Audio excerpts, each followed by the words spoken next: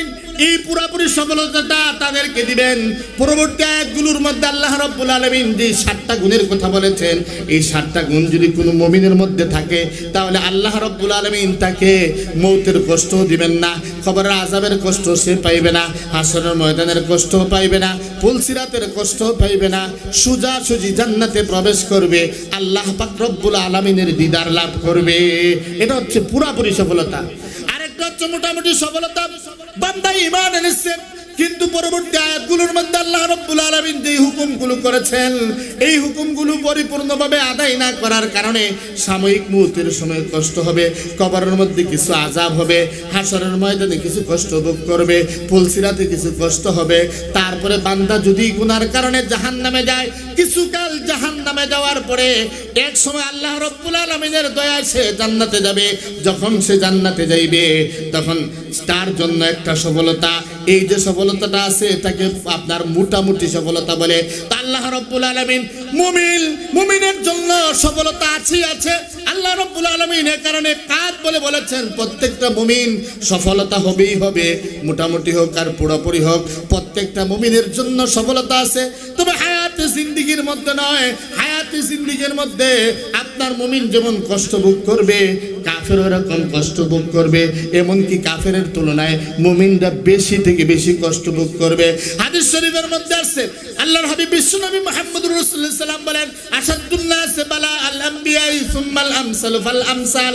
নবী এবং নবীদের রাস্তা ধইরা যারা যত বেশি অগ্রসর হবে তাদের তত বেশি কষ্ট হবে। নবী এবং নবীদের রাস্তা ধইরা যে যত সামনে অগ্রসর হবে তত তার কষ্ট হবে। দেখেন উলুল আযম পয়গম্বর সাইয়্যিদুনা ইব্রাহিম আলাইহিস সালাতু ওয়াস সালাম, আল্লাহর খলিল, আল্লাহর দোস্ত, আল্লাহর অন্তরঙ্গ বন্ধু, তার আগুনের মধ্যে জাপ দিতে হয়েছে।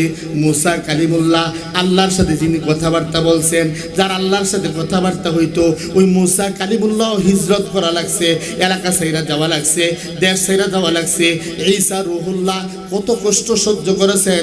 এক কথায় নবী এবং নবীদের রাস্তা ধরে যারা যত সামনে অগ্রসর হবে তাদের তত বেশি কষ্ট ভোগ করতে হবে। দুনিয়ার হায়াতে জিন্দেগির মধ্যে কষ্ট ভোগ করতে হবে। তবে হ্যাঁ, মুমিন যদি পরবর্তী আয়াতগুলোর মধ্যে আল্লাহ রাব্বুল আলামিন যে কথাগুলো বলেছেন এই কথাগুলোর উপর যদি বান্দা আমল করতে পারে তাহলে এই মুমিনের জন্য আপনার একটা কামিয়াবি আছে, একটা সফলতা আছে। এই সফলতাটা যদিও সাময়িক সফলতা, দুনিয়ার জিন্দেগির সফলতা। প্যারে হাজিরিন, সফলতাটা কি? আল্লাহ রাব্বুল আলামিন তাকে দুনিয়ার মধ্যে শান্তিময় জিন্দেগি দান করবেন, বিনিময়ে তাকে আল্লাহ রাব্বুল আলামিন তাকে এমন সম্মান, এমন ইজ্জত দান করবেন যে পৃথিবীবাসী তাকে সম্মানের চোখে দেখবে, তার ইজ্জতের চোখে দেখবে, তাকে সম্মানের চোখে দেখবে। দেখেন না শাহজালাল মুজাররদি ইয়ামানি রাহমাতুল্লাহ আলাইহি মানুষ সম্মানের চোখে দেখতেছে।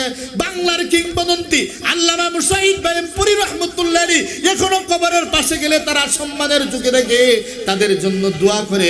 প্যারে হাজিরিন, এ কারণে বান্দা যদি পরবর্তী আয়াতগুলোর মধ্যে যেই গুণের কথা আল্লাহ রাব্বুল আলামিন বলেছেন এই গুণে গুণান্বিত হতে পারে তাহলে দুনিয়ার জিন্দেগির মধ্যেও একটা সফলতা আছে, কিন্তু মূল সফলতাটা রয়েছে পরকালে। এখন গুণগুলো কি প্যারা হাজিরিন? প্রথম গুণ হচ্ছে আল্লাযীনা হুম ফি সালাতিহিম খাশিউন। বান্দা নামাজের মধ্যে একাগ্রতা, বিনম্রতা, খুশু খুজুর সহিত নামাজ আদায় করবে। আমি আপনি নামাজ তো পড়ি, ও ভাই খুশু খুজুওয়ালা নামাজ আমার আপনার নাই। খুশু খুজু কারে কয়? খুশু খুজু বলা হয় আপনি নামাজ পড়তেছেন, ডানে কে আছে বামে কে আছে জানবেন না, তার নাম খুশু খুজু। খুশু খুজুর বিভিন্ন ব্যাখ্যা মুফাসসিরিন ইকরামরা লিখেছেন। খুশু খুজু বলা হয় আপনার জামা টামা নিয়ে খেলামেলা করবেন না। খুশু খুজু বলা হয় আপনার দাড়ি নিয়ে খেলবেন না। খুশু খুজু বলা হয় আপনার সিজদার দিকে নজর থাকবে, অন্যদিকে নজর না ফেরানো, তার নাম খুশু খুজু। প্যারে হাজিরিন, এরকম খুশু খুজুওয়ালা নামাজ লাগবে। যদি খুশু খুজুওয়ালা নামাজ থাকে তাহলে আপনার আমার জন্য সফলতা আছে না নাই? প্যারে হাজিরিন, হাদিস শরীফের মধ্যে আসছে হুজুর সাল্লাল্লাহু আলাইহি ওয়াসাল্লাম দেখলেন এক বেচারা নামাজ পড়তেছে, বান্দা নামাজ পড়তেছে আর দাড়ির সাথে খেলা করতেছে। রাসূল বললেন, রাসূল বলেন এই যে বান্দা আছে নামাজ পড়তেছে তার অন্তরে যদি খুশু খুজু থাকতো তাহলে সে তার অঙ্গ প্রত্যঙ্গের মধ্যে খুশু খাজু থাকতো, সে দাড়ি নিয়ে খেলামেলা করতো না।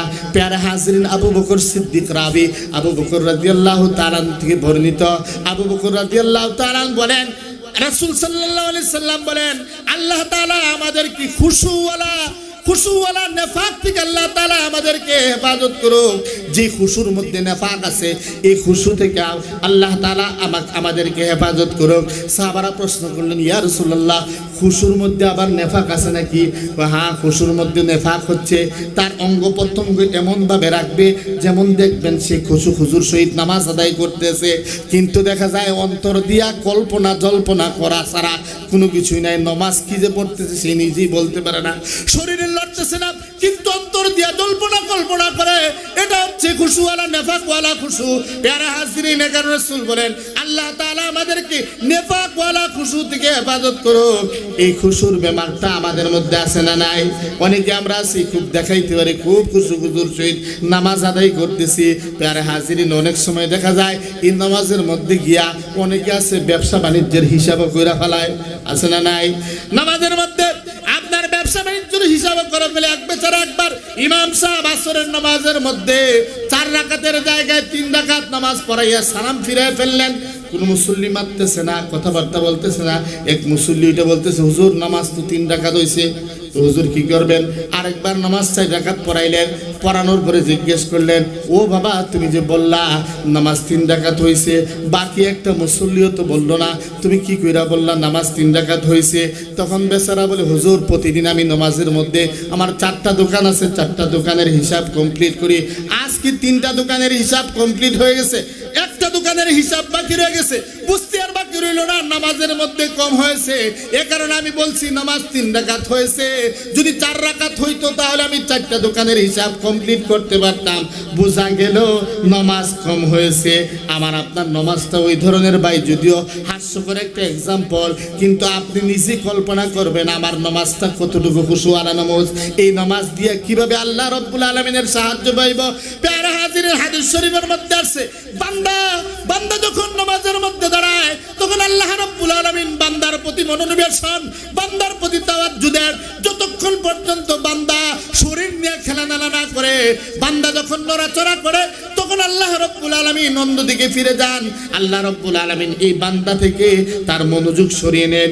এই কারণে ভাই নামাজ পড়ব খুশুওয়ালা নামাজ, যেই নামাজের মধ্যে সফলতা পাইব, যেই নামাজ দ্বারা সফলতা পাওয়া যায় সেই নামাজটা হচ্ছে খুশুওয়ালা নামাজ। আমার আপনার মধ্যে মুনাফিকি নামাজ, আমার আপনার মধ্যে ইহুদি মার্কা নামাজ। বলতে পারেন ইহুদি মার্কা আবার কি জাত নামাজ? প্যারা হাজরিন, একটা হাদিসের মধ্যে আসছে আপনার আসমা বিনতে আবু বকর রাদিয়াল্লাহু তাআলা থেকে বর্ণিত। হ্যাঁ, উনি বলেন আমার মা উম্মে রুমান, আবু বকর সিদ্দিকের স্ত্রী, নামাজ পড়তেছেন, নামাজের মধ্যে দাঁড়াইছেন, নামাজের মধ্যে দাঁড়াইয়া হাত পা একটু নড়াচড়া করতেছেন।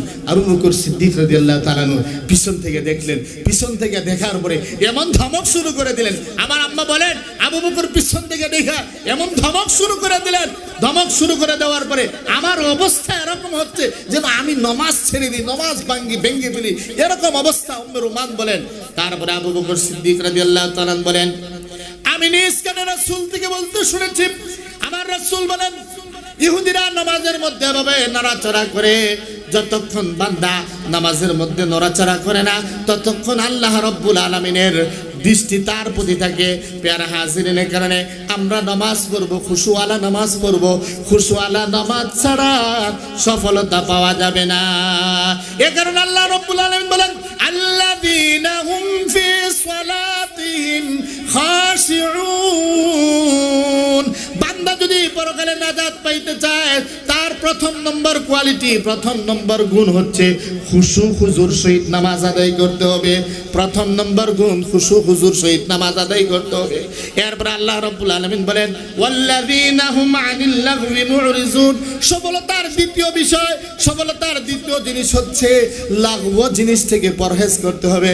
লাগব কাকে বলে? বেহুদা যেই কাজ দ্বারা, যেই কথাবার্তা দ্বারা পরকালের কোনো ফায়দা নাই তারে বলে লাগব। ফুটবল যে খেলায়, ফুটবল যে দেখি, ও ভাই পরকালের সওয়াব আসেনি? ফুটবল খেললে কি মনে করেন একটা গোল দিতে পারলে জান্নাতে একটা গাছ লাগবে এমন হাদিস আছে? ক্রিকেটের মধ্যে একটা ছক্কা দিতে পারলে জান্নাতের মধ্যে গাছ লাগবে এমন কোনো হাদিসের মধ্যে আছে নি ভাই? ও ভাই, আজকে আমি আর আপনি ওইগুলির তলেই সময় দেওয়াচ্ছি। ক্রিকেট আর ফুটবল খেলা দেখতেছি, ক্রিকেট খেলতেছি, ফুটবল খেলা দেখতেছি। কেউ আছে আর্জেন্টিনার পাগল, কেউ আছে ব্রাজিলের পাগল, কেউ আছে আপনার এমনভাবে পর্তুগালের পাগল, কেউ ম্যারাডোনার পাগল, কেউ কুকুর পাগল, কেউ আরো কত জিনিসের পাগল। চুল কাটতে গিয়ে দেখবেন ম্যারাডোনা যেমনে কাটছে তার চুলটাও এমনি কাটে, আছে না নাই? বলেন না, আছে না নাই? প্যারা হাজরিন, এ কারণে আল্লাহ রাব্বুল আলামিন বলেন ওয়াল্লাযীনা হুম আনিল লাগবি মুরিদুন। মুমিন সফলতা পাইতে হলে, মুমিনের সফলতা হতে হলে প্যারে হাজরিন লঘু জিনিস থেকে বাঁচতে হবে। দুনিয়া থাকা অবস্থায় আমরা যে সময় পাইলে হোটেলের মধ্যে বইয়া কত ধরনের গপ্প টপ্প শুরু করে দেই। ও ভাই, সময় পাইলে কিছু আমরা জিকির আজকার করি না কেন? সময় পাইলে তাসবিহ তাহলিল করি না কেন? সময় পাইলে আমরা পড়ি না কেন সুবহানাল্লাহি ওয়া বিহামদিহি সুবহানাল্লাহিল আযীম? প্যারে হাজরিন, কিয়ামতের ময়দানে জান্নাতে যাওয়ার পরে জান্নাতীরা যখন জান্নাতে যাইবে, জান্নাতে যাওয়ার পরে কোনো ধরনের আফসোস থাকবে না, কোনো ধরনের আক্ষেপ থাকবে না। একটা মাত্র আফসোস থাকবে, একটা মাত্র আক্ষেপ থাকবে। হায় হায় দুনিয়ায়, হায় দুনিয়ার হায়াতে জিন্দেগির মধ্যে যেই সময়টা বেহুদা কাটাইছি, যেই সময়টা ফুটবল খেলায় কাটাইছি, যেই সময়টা ক্রিকেট খেলায় কাটাইছি, যেই সময়টা ফুটবল দেখা কাটাইছি, যেই সময়টা ম্যারাডোনার খেলা লেখা কাটাইছি, ওই সময়টা যদি আমি তাসবিহ তাহলিল কইরা কাটাইতাম তাহলে আজকে আমার মর্যাদা বেশি থাকতো, আমার মান মর্যাদা জান্নাতের মধ্যে বেশি থাকতো। এই কারণে জান্নাতীরা জান্নাতে দেওয়ার পরে আক্ষেপ করবে, হায় হায় দুনিয়ার মধ্যে থাকা অবস্থায় সময়টা কেন বেহুদা কাটাইলাম। প্যারে হাজরিন, হাদিস শরীফের মধ্যে আছে মিন হুসনি ইসলামিল মার'i তারকুহু মা লা ইয়ানি। ইসলামের সৌন্দর্যতা ওইটা অনর্থক জিনিস থেকে বাঁচা। প্যারে হাজিরিন, আমি আপনি কথাবার্তা বলবো, ওই কথাবার্তা বলবো যেই কথাটা আমার আপনার মিজানের মধ্যে নেকির পাল্লায় তোলা হয়। বেহুদা কোনো কথাবার্তা বলবো না। যেই কথাটা বলবো ওই কথাটা যেন মিজানের নেকির পাল্লার মধ্যে তোলা হয়, এরকম কথাবার্তা বলার চেষ্টা করব। প্যারে হাজিরিন, 2 নম্বর গুণ, 3 নম্বর গুণ আল্লাহ রাব্বুল আলামিন বলেন কাদ আফলাহাল মুমিনুনা আল্লাযীনা হুম ফি সালাতিহিম খাশিউন ওয়াল্লাযীনা হুম আনিল লাগবি মুরিজুন ওয়াল্লাযীনা হুম লিয-যাকাতি ফাঈলুন। যারা স্বতঃস্ফূর্তভাবে যাকাত আদায় করবে। প্যারে হাজরিন, ফাঈলুন অর্থ স্বতঃস্ফূর্তভাবে আদায় করা।